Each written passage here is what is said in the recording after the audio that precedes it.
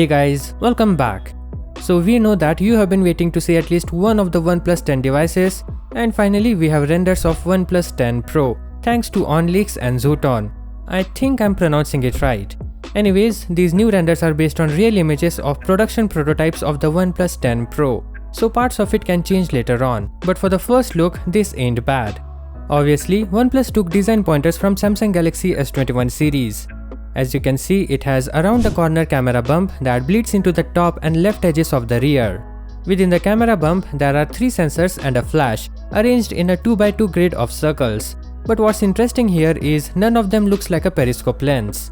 A periscope lens offers optical zoom capabilities, and you'll find it in most, if not all of the top tier flagship phones.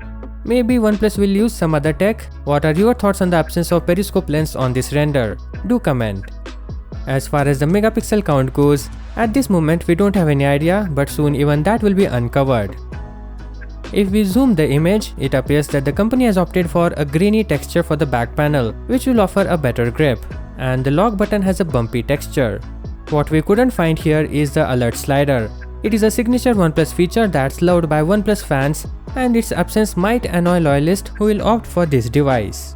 But this could change. As I said before, this render is based on a prototype.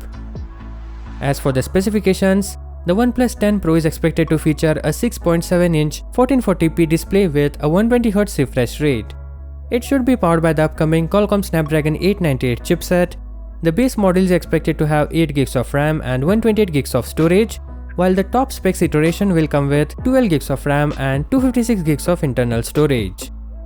It's set to pack a 5000 mAh battery with support for warp charge technology for fast charging. And it could come running with Android 12 based ColorOS or OxygenOS custom interface. However, for more confirmed specs, we have to wait some more, as this phone is scheduled to launch next year, and there's still time for that. Until then, subscribe and like. Thank you for watching. Peace out.